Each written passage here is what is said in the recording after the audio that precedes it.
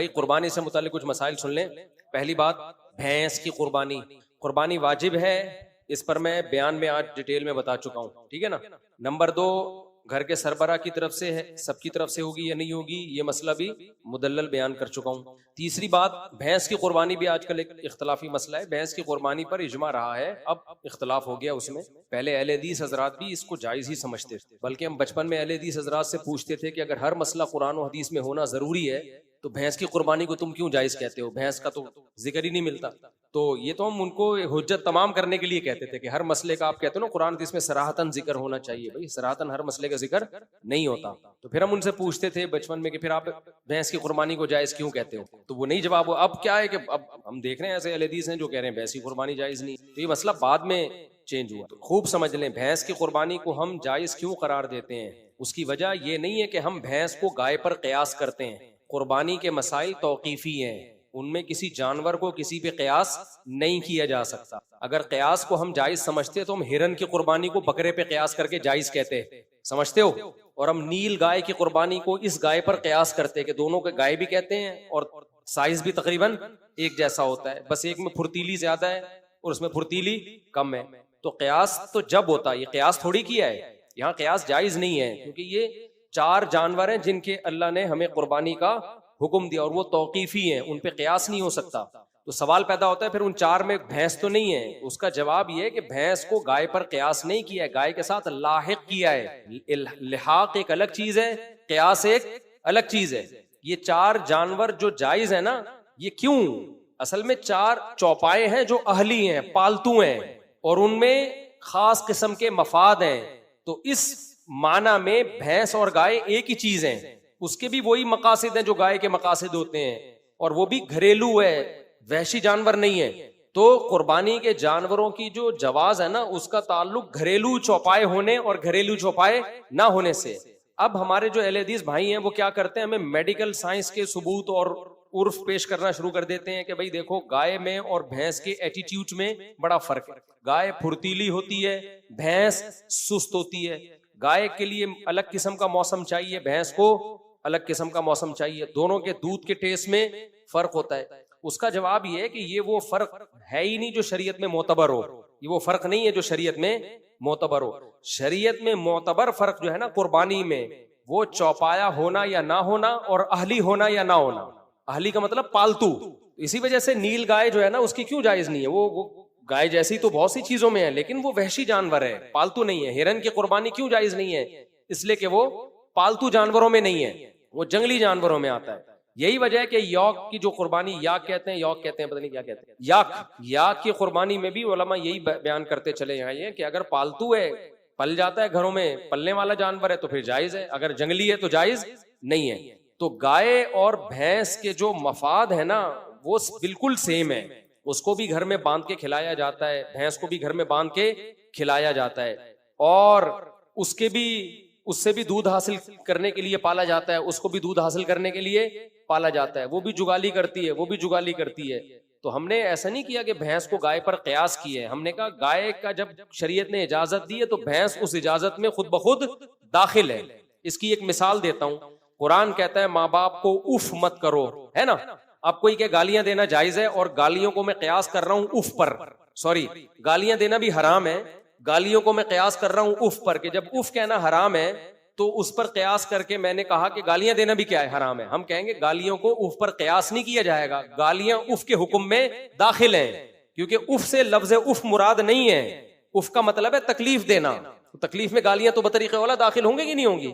तो जब इस्लाम ने कहा ना ये 4 जानवर हैं, तो ये 4 जानवर नहीं है, इन जानवरों में कुछ चीजें कदरे मुश्तरक हैं, तो जो भी होगी उसमें वो यही 4 में ही दाखिल होगा। वो समझते हो, चाहे तौर तरीकों में फर्क ही क्यों ना हो। अगर तौर तरीकों में फर्क से हुक्म तब्दील होना होता तो फिर गायों में बड़ा फर्क होता है। अरब में जो गाय हलाल थी वो पंजाब की गाय वैसी है ही नहीं। भाई अरबों में जब कुरान नाजिल हुआ, गाय ज़बा करने का हुक्म दिया, तो कौन सी गाय थी, वो तो सऊदी अरब की गाय थी ना, मक्का मदीना की गाय थी। उसको अलग मौसम चाहिए, पंजाब की गाय को अलग मौसम चाहिए, ऑस्ट्रेलिया की गाय को अलग मौसम चाहिए। सबके दूधों में बड़ा फर्क है, सबके लाइफ स्टाइल में बहुत फर्क है। ऑस्ट्रेलिया की गाय अरब की गर्मी बर्दाश्त ही नहीं कर सकती है, हमारी भैंस तो बर्दाश्त कर लेगी लेकिन ऑस्ट्रेलिया की गाय बर्दाश्त नहीं कर पाएगी।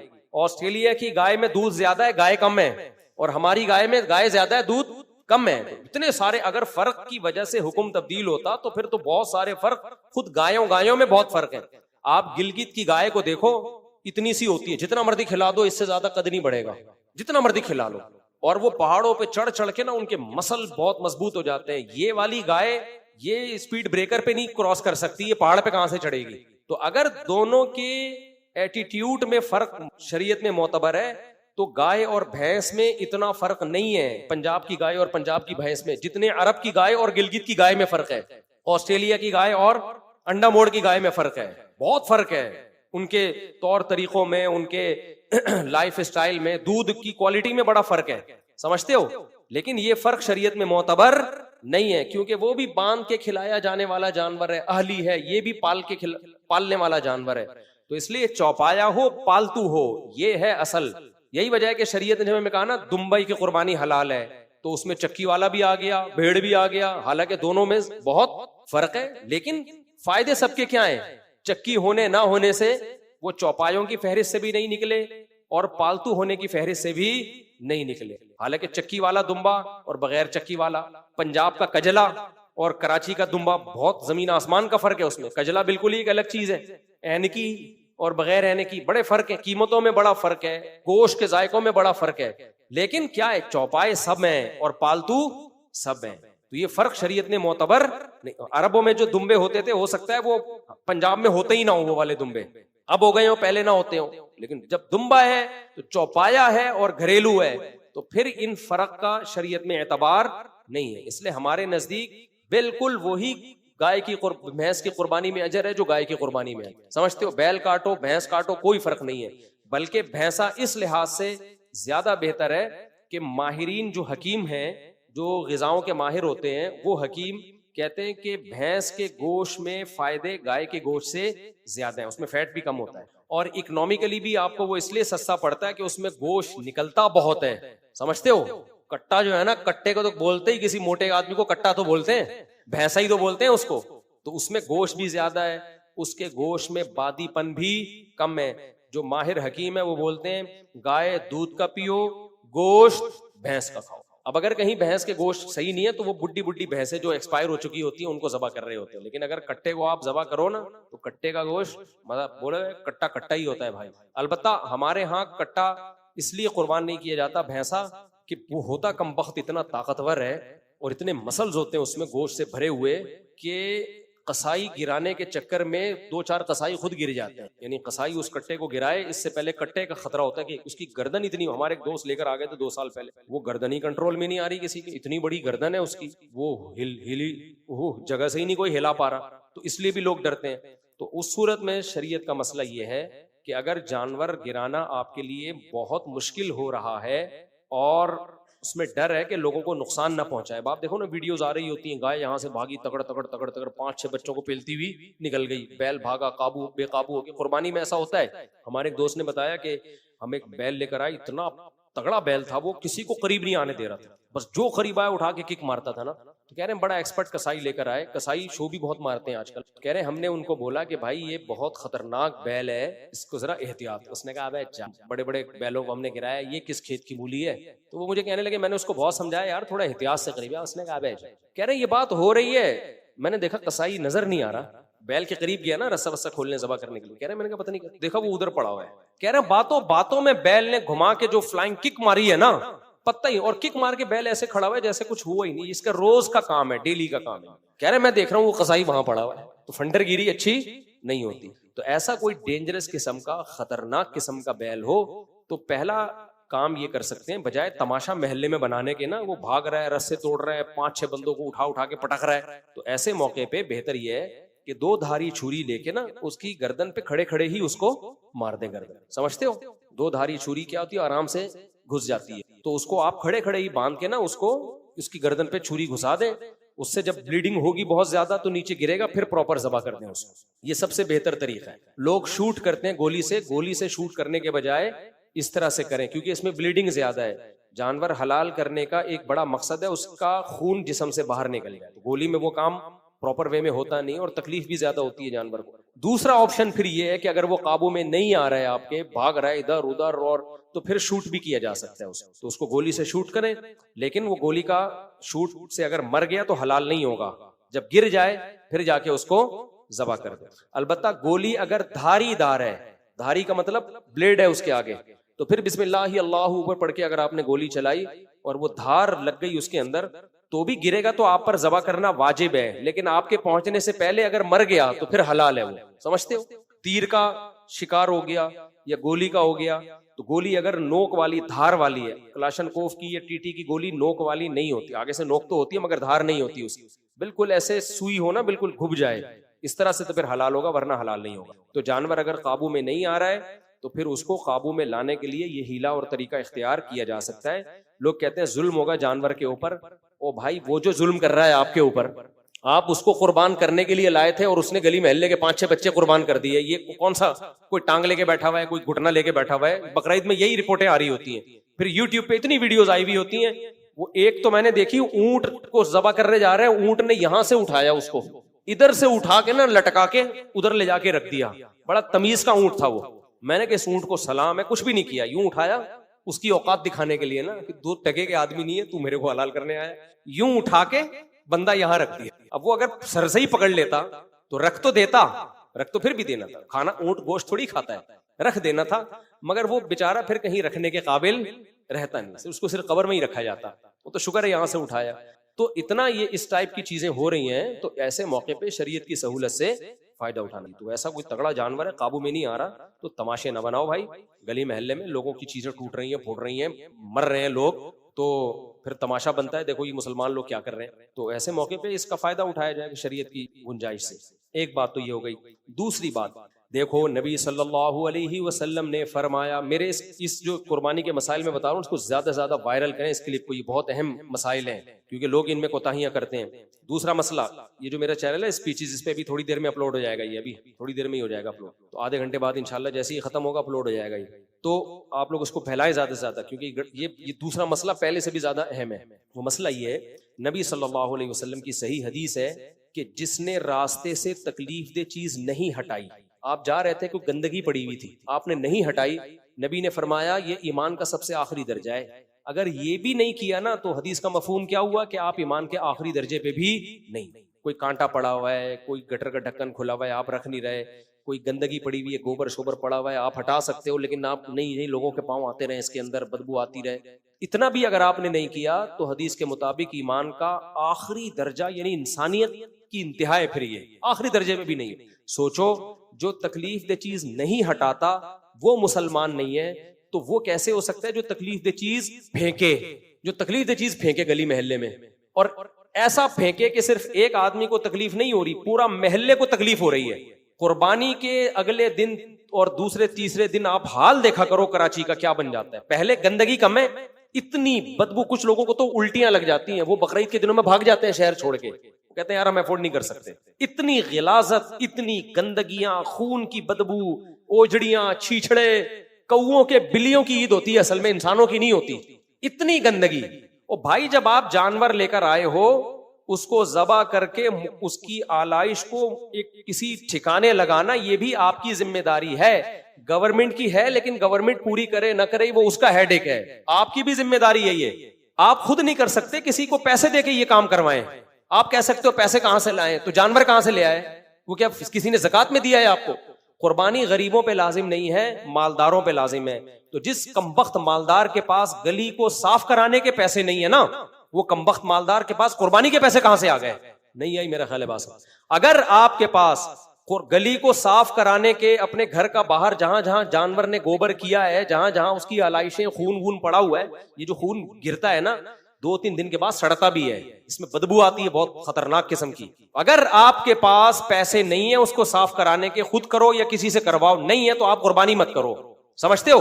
देखो, मैं पिछले साल ऊंट लेकर, मैं शो मारने के लिए ये बातें नहीं कर रहा, मोटिवेशन के लिए कह रहा हूं। मैं ऊंट लेकर आया था पिछले साल, गली में हमने नहर किया उसको। अब जब मैंने नहर किया है, मैंने कसाई से बोला था कि एक बोटी भी, एक छीछड़ा, एक खून का निशान भी मुझे गली में नजर आया ना 2 घंटे के बाद, ऐसी की तैसी, ये ऊंट की जगह खूंटे पे कौन बंधा हुआ होगा? आप बंधे हुए होगे। आप पैसे ज्यादा ले लो लेकिन सफाई पूरी हो, और पैसे पूरे ना पकड़ाएं। कसाई ये काम नहीं करता तो कोई जमादार से काम लें। आप गली मोहल्ले में होते हैं स्वीपर घूम रहे होते हैं। हमने, मुझे याद है, कसाई से नहीं किसी स्वीपर से काम लिया था। कसाई तो करके चला गया।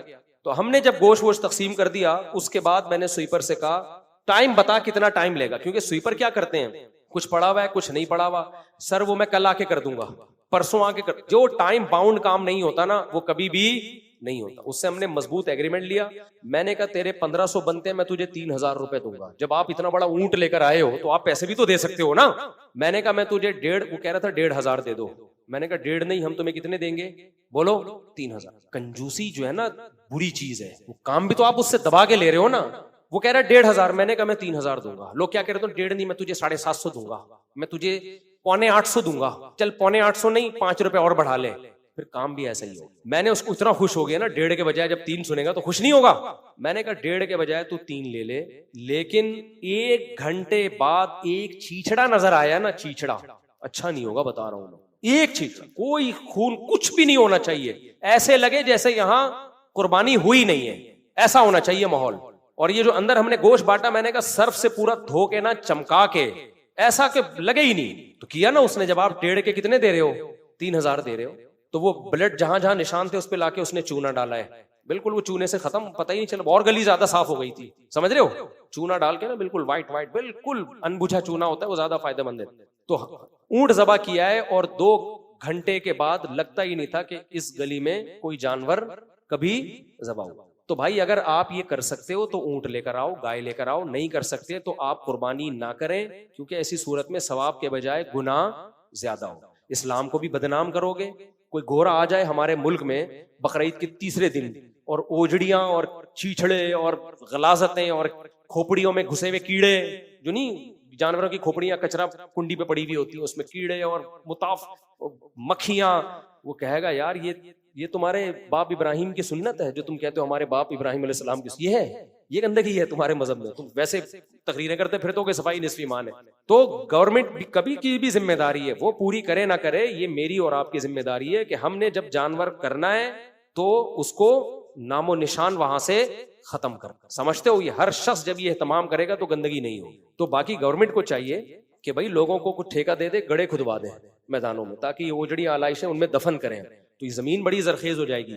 मैं आपको बताऊं, गोरे के पास ये पैकेज होता है ना कुर्बानियों का, तो आप देखते वो अपनी जमीनों को कितना जरखेज कर लेती। जो ओजड़ी है ना, ये जमीन के लिए इंतहाई बेहतरीन खाद है। ये अगर हम इस ओजड़ी को जमीनों में दफन करना शुरू कर दें, ये इतनी जबरदस्त खाद है, ये गोबर से अच्छी खाद है ये, लेकिन वो सब जाया होता है। किसी चीज को ठिकाने, चाइना में आप एक बोतल फेंके ना पानी की, फौरन कोई उठा के रिसाइकल के लिए ले जाएगा उसको। वो बोतलों की कदर कर रहे हैं, हालांकि अरबपति मुल्क है वो, और हम गरीब मुल्क हैं। हम ओजड़ियों को ठिकाने नहीं लगा रहे, जिससे हम अपनी जमीन को किस कदर जरखेज बना सकते हैं। फिर इनकी उससे दवाइयां बनती हैं, ओजड़ी की जो खाल है उससे मेडिसिन बनती है।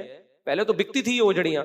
तो गवर्नमेंट तो अगर चाहे तो बहुत कुछ कर सकती है, लेकिन गवर्नमेंट अपनी जिम्मेदारी पूरी ना करे, हम करे ना करे वो उसका हेडेक है। हम तो अपनी जिम्मेदारी पूरी करें। तो इसलिए इन आलाइशों को ठिकाने लगाना किसकी जिम्मेदारी है? हमारी। अगर नहीं लगाया, कुर्बानी का अजर जाया हो सकता है। गंदगी को, जो नबी ने कच्चा प्याज खा के मस्जिद में आने से मना किया है, तो जिस मजहब में बदबू इतनी बुरी चीज हो, कच्चे प्याज की बदबू बर्दाश्त न हो रही हो, वो कुर्बानी की ओजड़ियां और सड़े हुए जो गोश्त के छीछड़े पड़े हुए होते हैं, वो बर्दाश्त हो जाएगा?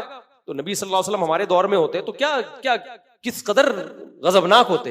हजरत आयशा फरमाती हैं, हदीस का मफहूम है, नबी को बदबू से जितनी नफरत थी शायद किसी और चीज से नहीं थी। आपको बहुत सख्त नफरत थी बदबू से, तो और हमें बदबू से जितनी मोहब्बत हो गई है इतनी किसी चीज से।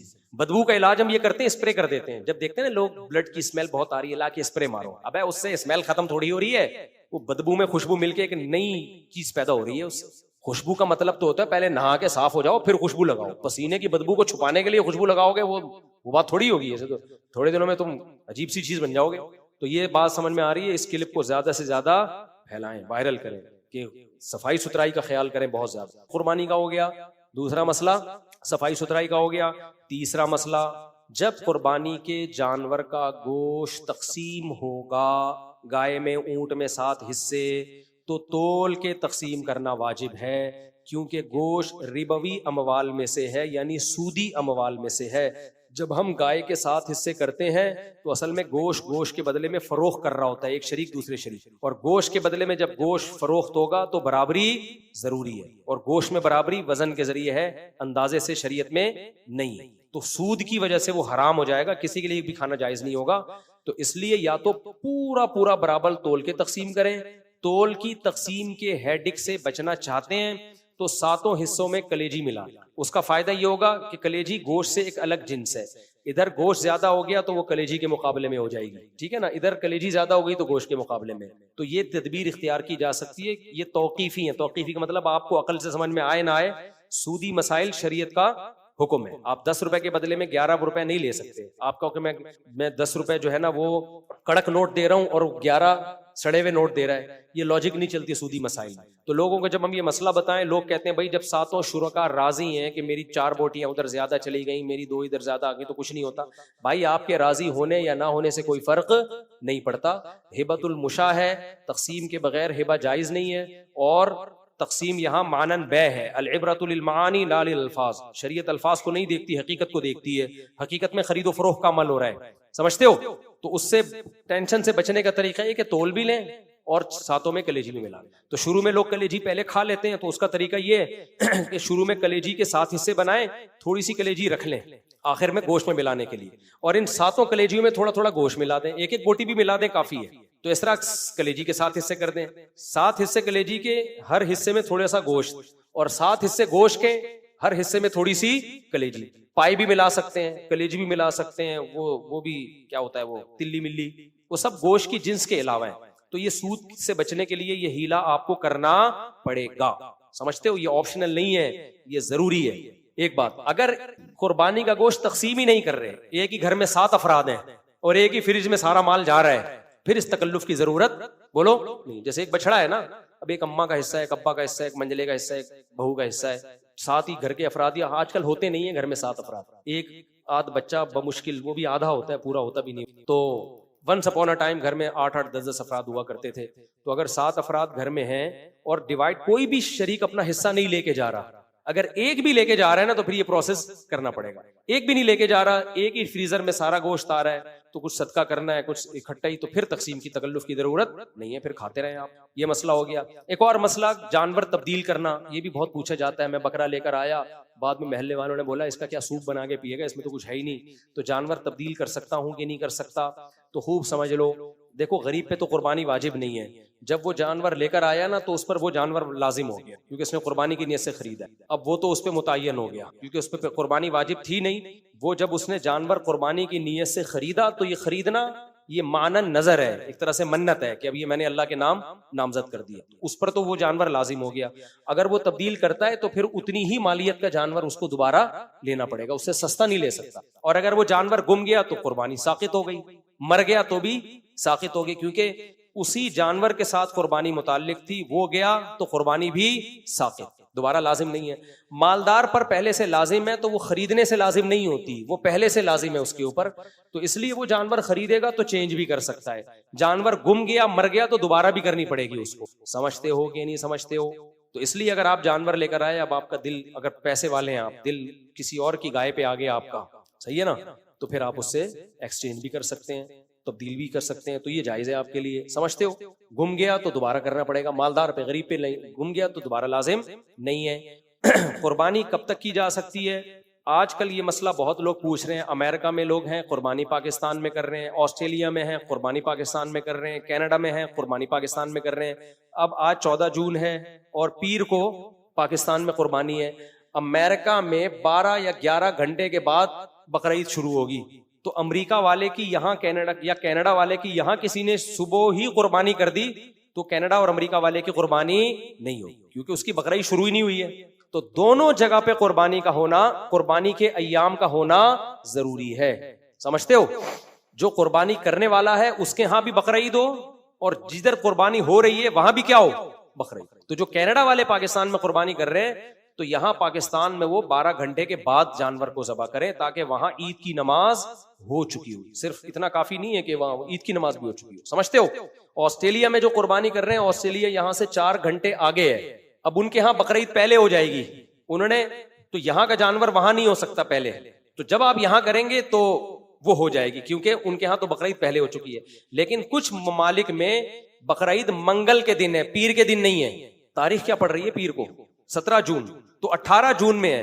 तो जो 18 जून वाले हैं उनकी कुर्बानी 17 जून को नहीं होगी। तो ऐसे लोग फिर उनकी कुर्बानी अगले दिन करें, इसलिए दूसरे दिन करें फिर वो कुर्बानी, ताकि इधर भी हो जाए और उधर भी हो। समझते नहीं हो बात को?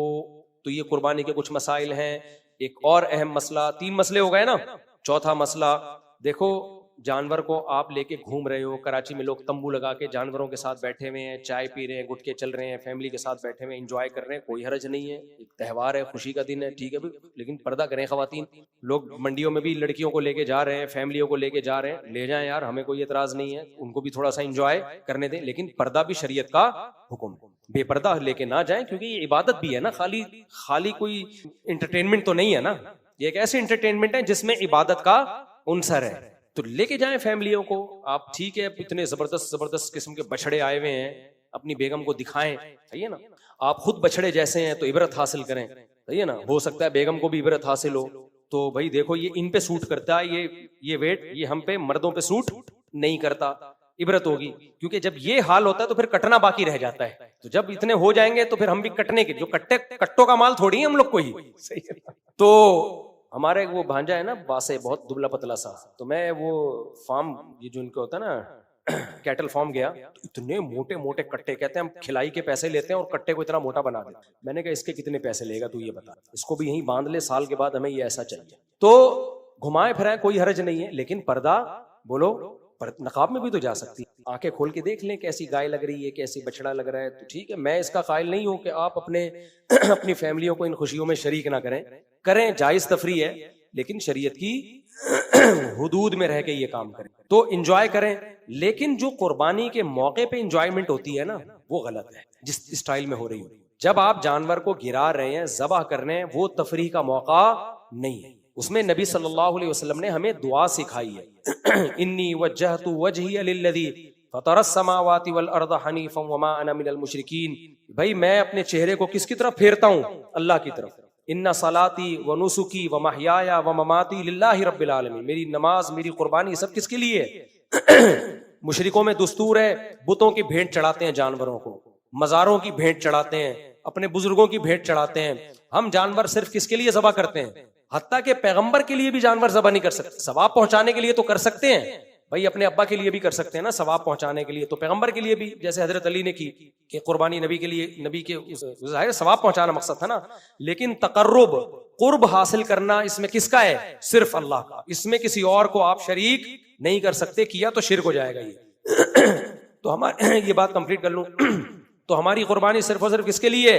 अल्लाह के लिए, क्योंकि इबादत है, इबादत सिर्फ अल्लाह के लिए होती है। तो वो मौका जिक्र का, दुआओं का है, उसको भी तफरी बना लिया लोगों ने, हूटिंग, सीटियां और कह के, ये मौका नहीं है। उस वक्त थोड़ी सी संजीदगी पैदा करने की जरूरत, अल्लाह की तरफ तवज्जो पैदा करने की जरूरत। समझते हो, इब्राहिम अलैहिस्सलाम ने जब अपना बेटे को लिटाया था, तो क्या ये हालत थोड़ी थी जो हमारे यहाँ होती है जानवरों को ज़बह करते हुए? तो थोड़ा सा जो है ना, उसमें कुछ संजीदगी पैदा करने की जरूरत है। कुछ सब लोगों से कहें भाई अल्लाह का नाम लो, अल्लाह का जिक्र करो, जिक्रुल्लाह का मौके है, वो इबादत का मौके है। फिर जब गोश्त तैयार हो जाए, फिर खाएं कबाब पराठे, एंजॉय करें। जानवर ज़बह करते हुए सीरियस होना जरूरी है। उस वक्त हूटिंग, सीटियां और गोली महल्ले से जो छतों पे चढ़ के लोग देखने में कोई हर्ज नहीं है भाई, जिक्र करो उस मौके पे, उसको तमाशा ना बनाओ। समझते हो कि नहीं समझते? ये कितने मसले हो गए? 4 मसले हो गए।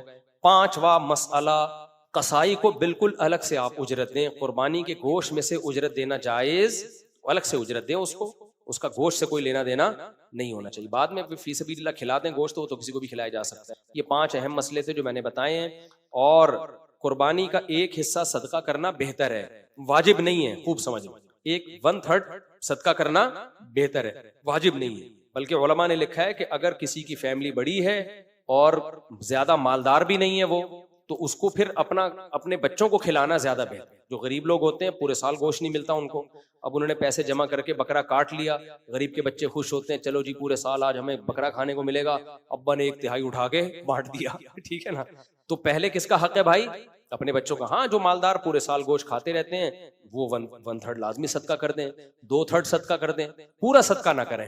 ये भी एक अहम मसला है। ये 5वां मसला होता ये है कि यूरोप अमेरिका में बहुत से लोग अपने घर में कुर्बानी का गोश्त खाते ही, मालदारों के घरों में भी ये हो गया, वो कहते हैं हम तो पूरे साल गोश्त खाते हैं, फोन कर दिया एक हिस्सा मेरी तरफ से फलां जगह डाल के पूरा हिस्सा सदका कर देना। भाई अगर ये सदका ही सारा करना होता तो फिर अल्लाह हमें सीधा सीधा कह देता कि पैसे दे दो, क्या ख्याल है भाई? तो ये त्यौहार भी तो है ना।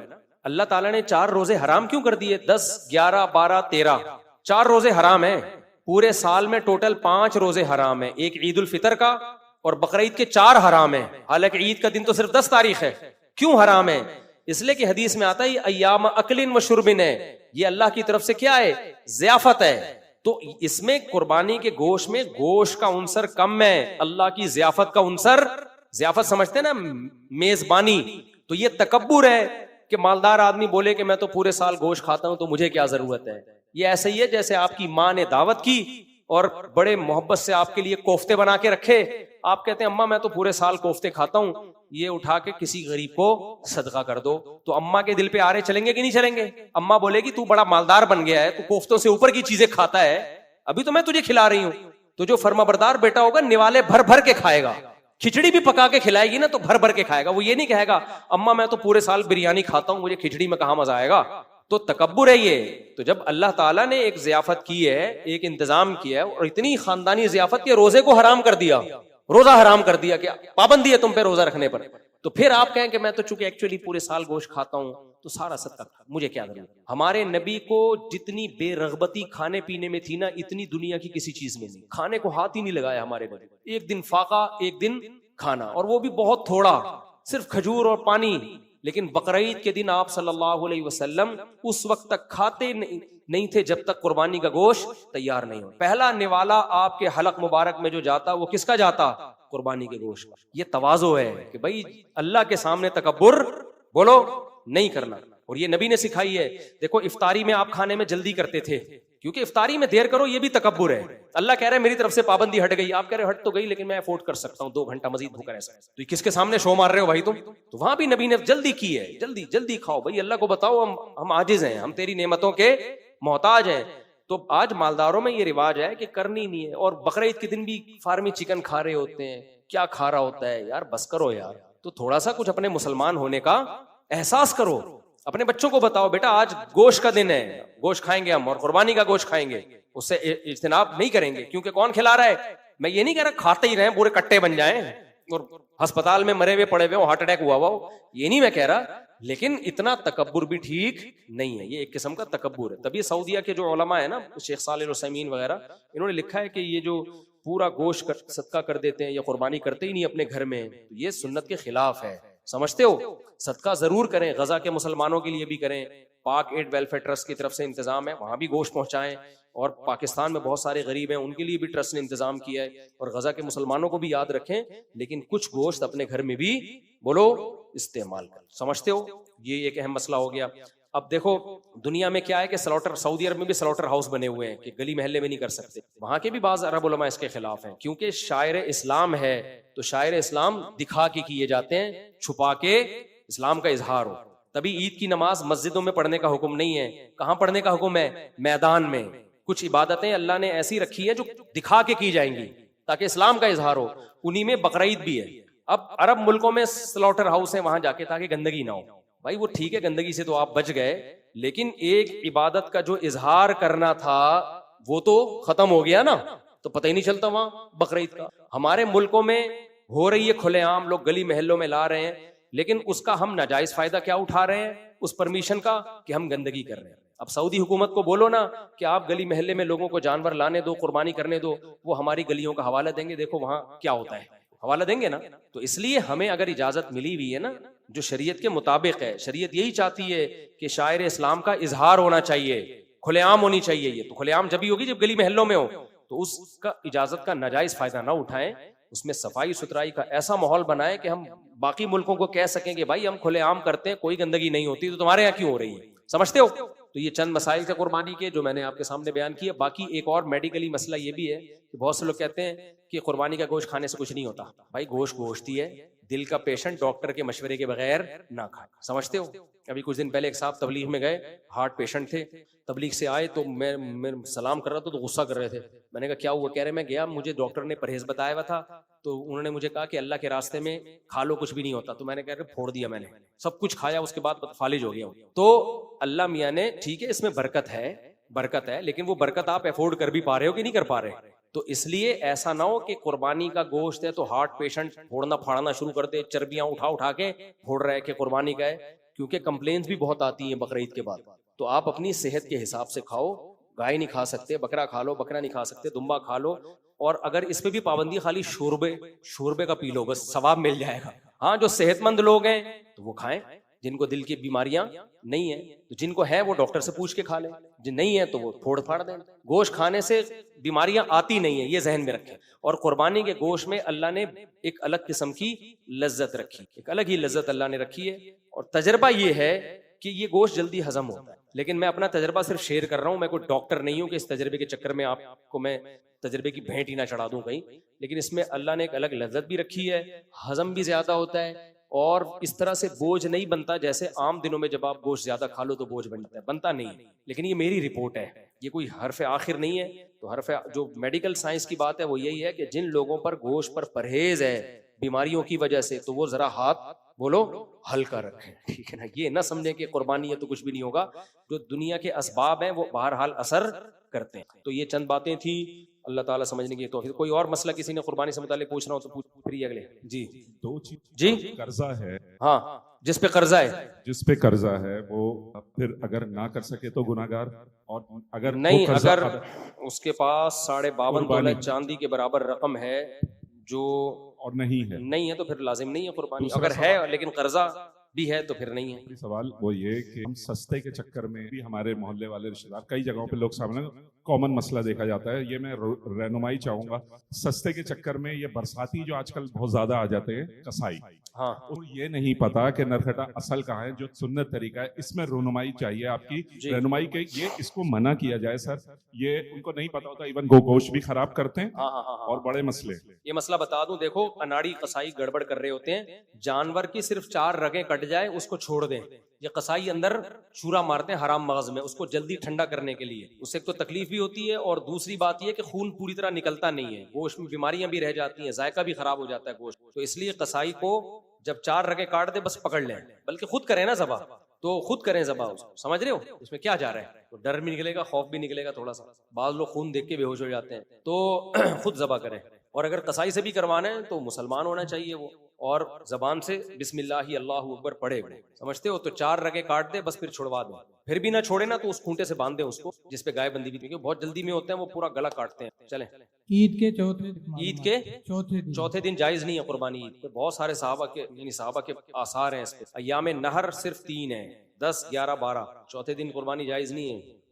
तीसरे दिन की मगरिब गुरूब आफ्ताब से पहले पहले कर सकते हो आप। अभी आपने कहा पूरा वक़फ़ कुर्बानी, देखो वक़फ़ कुर्बानी में लोग सदका करते हैं तो करें, हमने उससे मना थोड़ी किया है, लेकिन कुछ घर में भी रखें गोश्त। 2 हिस्से कर लें, एक वक़फ़ कर दिया, एक घर में आ गया। और अगर वक़फ़ की है तो उनसे बोलें भाई थोड़ा सा गोश्त हमारे घर भिजवा देना, हम खाएंगे। हाँ, वो लोग जिनको कुर्बानी का मौका ही मुयस्सर नहीं है बाहर मुल्कों में, वो उनके लिए मुमकिन ही नहीं है, तो फिर वो यहाँ पूरी हिस्से वक़फ़ कर, ठीक है, फिर तो मजबूरी है ना।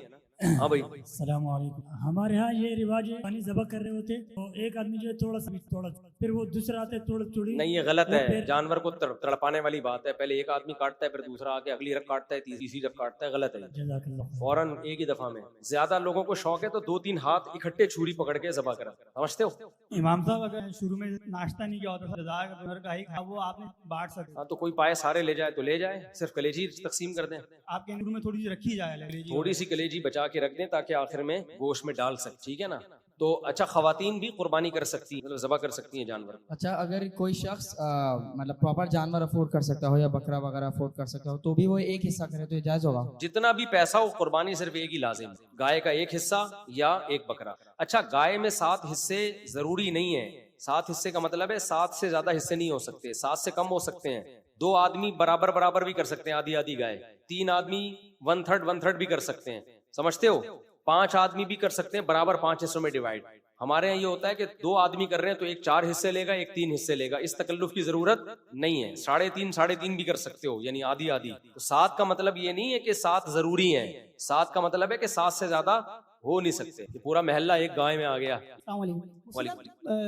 कुर्बानी के गोश्त से जो है मतलब ये इब्तिदा करते थे, तो अब दिन अगर हम कुर्बानी करते हैं हाँ फिर तो बहुत मुश्किल हो जाएगी ना भाई। वो नबी सल्लल्लाहु अलैहि वसल्लम के दौर में तो ईद की नमाज हुई और जानवर ज़बा किया, गोश्त। हमारे यहाँ तो कसाई इतने पैसे ले रहा होता है, खुद तो करना आता नहीं लोगों को। कोई 4 बजे आ रहा है तो 4 बजे तक तो पेट कमर से चिपक चुका होगा, तो फिर खा सकते हैं। कोई ये कोई मुस्तहब हुक्म है, कोई लाजमी हुक्म नहीं है। अजर के हवाले से हैं, पहले दूसरे फर्क है, एक ही अजर है तीनों दिन। सवाब तो पहले दिन ज्यादा है, बाकी दूसरे, मैं बछड़ा दूसरे दिन ही करूंगा, क्योंकि पहले दिन कसाई जो मिलता भी है ना, वो काम तमीज से करता नहीं। वो स्पीड में ऐसी बोटियां बना देगा कि पता ही नहीं चलेगा कि ये क्या खा रहे। तो दूसरे दिन जरा तमीज से आराम से जाके कर दे। तो करनी तो पहले दिन ही चाहिए, मगर कसाई मिलते नहीं है। वो बहुत स्पीड होती है भाई, कसाई को पकड़ना, उसकी बीवी नहीं पकड़ सकती उसको पहले दिन। सवाल हो रहा था, किसी की तरफ से हम कुर्बानी, वालिदा का एक हिस्सा उनकी तरफ से कुर्बानी हाँ कर सकते हैं, और दूसरे मतलब किसी और की तरफ से हम करते हैं, तो क्या गोश्त नहीं नहीं नहीं। देखो किसी की तरफ से का मतलब क्या है, एक तो ये है कि उसकी तरफ से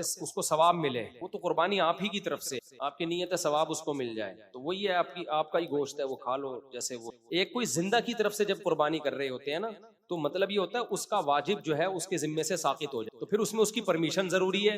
फिर गोश्त का मालिक भी वही है, उसकी परमिशन से फिर गोश्त खा सकता है। सवाल मुफ्ती हाँ, कुर्बानी के जानवर में अकीका भी जायज है, लेकिन अलग हिस्सा लेना पड़ेगा अकीके का। ऐसा नहीं हो सकता कि एक ही हिस्से में कुर्बानी की नियत भी कर रहे हो, अकीके की नियत भी कर रहे हो। सवाल ये है कि ममालिक हाँ नहीं, वो हराम है, नाजायज है। मशीन से कुर्बानी जायज नहीं है, गोश्त भी हलाल नहीं होगा। ईद के दिन रोजा, के दिन वो शुरू में सुबह से लेके दोपहर तक कुर्बानी में कुछ खाते नहीं, वो रोजा नहीं होता। होता। ईद के दिन रोजा तो शैतान रखता है, तो ईद के दिन वो रोजा नहीं होता। वो सुन्नत पर अमल करने के लिए कि हम जो पहली चीज खाएं वो कुर्बानी का गोश्त, इस नियत से वो कुछ खाते नहीं, उसको रोजा नहीं कहते। लेकिन वो अगर बहुत देर से कुर्बानी हो रही है तो फिर हरज है उसमें, तो जल्दी हो रही है तो आदमी बर्दाश्त कर ले। सुन्नत पर अमल, लेकिन वो रोजा नहीं कहलाता। अपने रोजा नहीं, वो रोजा नहीं कहलाता। कुछ लोग समझते नहीं नहीं, वो गलत है, उसको रोजा नहीं कह सकते। चलें, वालेकुम सलाम। हमें बैस तो आपने बताया कि उसको 13 उसमें अच्छा, अय्याम बीज होता है, ये बैज लफ्ज गलत है, बीज। जो अय्याम बीज के रोजे हैं ना, वो 13, 14, 15 के होते हैं। लेकिन बकरीद में जिलहिज्जा में 13 का रोजा जायज नहीं है। 10, 11, 12, 13 ये 4 रोजे हराम हैं, तो वो रखें फिर 14, 15, 16 अगर किसी, ठीक है ना। अस्सलाम वालेकुम वालेकुम मुफ्ती सलाम। साहब, ये कि बाद लोग 7 हिस्सों में जो है वो कभी कभार आप वसल्लम का नाम भी शरीक करते हैं, तो आया कि बताया हजरत अली, तो आया वसल्लम का नाम शामिल करना लाजमी जुज माना जाएगा? नहीं भाई, नबी के तमाम नाम पे अंबिया को कुर्बानी शरीक- करना कोई लाजमी हुक्म नहीं है। तो तमाम अंबिया को ये कि हजरत आप पहुंच जाएगा। भाई अपनी एक हिस्सा भी कुर्बानी कर लो, बहुत है बस, ठीक है, बस काफी है। कोई अगर कर ले, एक भी कर ले, अपनी माली हैसियत भी तो देखनी चाहिए ना। सारे ही पैसे कुर्बानी पे लुटा दिए, लुटाना तो नहीं कहना चाहिए, लगा दिए, तो बाकी साल भर क्या करेगा वो, अपनी हैसियत भी देखनी। वालिद हयात ना वालदा ही घर की सरबरा होती हैं। अगर वालदा मालदार हैं तो करें, नहीं है तो ना करें, बस वही करे। फिर वालदा मालदार नहीं है तो हमारी मस्जिद में इस तरह होता है कि जो गाय के पाए होते हैं वो कुरानंदाजी, तो क्या हो जाए? जायज है, कोई ना कोई तो लेके जाएगा ना। मेरे घर में कर सकते हैं, करना चाहिए नहीं, कुछ भी खाएं, थोड़ा थोड़ा सा जानवर का गोश्त रख, दोनों में से थोड़ा थोड़ा रख लें। कि नबी सल्लल्लाहु अलैहि वसल्लम ने जो ऊंट नहर किए थे ना, तो थोड़ा थोड़ा हर एक से। कि आप सल्लल्लाहु अलैहि वसल्लम हमेशा कुर्बानी, तो साहिबुल माल थे, हमेशा साहिबुल माल थे, उनकी बॉडी में वाजिब थी उनके ऊपर कुर्बानी। इस पर पूरा बयान में कर चुका जुम्मे का, कि इस पर दलाइल क्या हैं। दोनों तरफ दलाइल हैं, कुछ कहते हैं सुन्नत मुअक्कदा है, वाजिब है, कुछ कहते हैं वाजिब है। तो मैंने दोनों तरफ के दलाइल दी। रुझान इसी को है, कुरान की आयत से पता चलता है। फसब्बी का वनहर हदीस है, मन कान लहू मालुन फलम युज़ही फला यक़रबन्ना मुसल्लाना, ये हदीस है। और भी दलाइल हैं जो मैंने दी हैं, भी हमारे नज़दीक ये वाजिब है। साहब ये और सुन्नत मुअक्कदा भी जिन्होंने कहा, तो सुन्नत मुअक्कदा भी वाजिब के करीब ही होती है। जो नहीं करेगा सुन्नत मुअक्कदा का मतलब जो ना करे तो काबिल मलामत है वो। देखो नबी सल्लल्लाहु अलैहि वसल्लम तो साहिब माल नहीं भी थे, फिर भी आपने तो इसलिए करनी थी ना कि ताकि एक अमल को जारी करें आप। नाखून ये और बहस तो बाल उम्मत के लिए है ना। नाखून और बाल काटने का बेहतर है जिसने कुर्बानी करनी है वो नाखून और बाल ना काटे, लेकिन ये वाजिबी हुक्म नहीं है, बेहतर हुक्म। तो एक हिस्सा है अगर, तो उसमें जो गरीबों और रिश्तेदारों में बांटने का होगा उसका क्या हुक्म होगा? एक हिस्सा है। देखो 1/3 हिस्सा बेहतर है गरीबों में बांट दिया जाए, लाजिम बांट देना चाहिए वो बेचारे को कुछ। और जो 1/3 है वो रिश्तेदारों के लिए का मतलब ये है कि रिश्तेदार तो कुर्बानी कर ही रहे होते हैं, जो नहीं कर रहे उनको दे दे या दावत में कर ले, जिस तरह से चाहे करे। कोई ये टेंशन लेने का नहीं है, जैसे आराम से सारा खा जाए, सारा कुछ थोड़ा खा जाए, सारा सदका कर दें, सब तरह से जाए। लेकिन इतना गोश्त करता क्या है आदमी, कुछ ना कुछ तो सदका करना चाहिए ना। कुरान ने भी तरगीब दी है, फकुलू मिन्हा व अतइमुल बाइसल फकीर, खुद भी खाओ और फुकरा और मिस्कीनों को भी खिलाओ। खिला देना। चलो भाई ये बस आखिरी सवाल ले लो फिर छुट्टी अच्छा, मारो। जो कुर्बानी ना करे वो भी नाखून और बाल नहीं, नाखून बाल ना काटना बेहतर है उसके लिए जो कुर्बानी कर रहा हो, जो नहीं कर रहा उसके। वो जो कलेजी का मसला है काटना, इसके बारे में भाई बताएं। जानवर जब ज़बा हो गया तो कलेजी फ्राई करके खा सकते हैं, लेकिन मैंने बताया कलेजी के जब 7 हिस्से करें तो थोड़ा थोड़ा गोश्त भी उसमें मिला दें और कुछ कलेजी आखिर में के लिए भी रख लें, फिर खा जाएं कलेजी। कलेजी ही तो फौरन पकती है, उसी का तो मजा आता है। इधर जानवर हलाल हुआ, भूख से पेट कमर को चिपका हुआ है, फौरन कलेजी ताजा ताजा आ गई, मजा ना आए पैसे वापस। अच्छा मुफ्ती साहब, बाज लोग जो कहते हैं कि चौथे दिन भी मतलब कुर्बानी कर सकते हैं क्योंकि चौथे दिन भी तकबीरात पढ़े जाते हैं। क्या तकबीरात चौथे दिन भी पढ़े जाते हैं तो इसलिए चौथे नहीं, ये कयास जायज नहीं है कि तकबीरात क्योंकि- चौथे दिन पढ़ी जाती है तो चौथे दिन कुर्बानी भी जायज है। ईद से पहले तकबीरात शुरू होती है ना। हाँ तो फिर तो अरफा के दिन भी जायज होगी। चलो भाई बस छुट्टी करो यार, सुभान अल्लाह, नहीं लाजमी नहीं।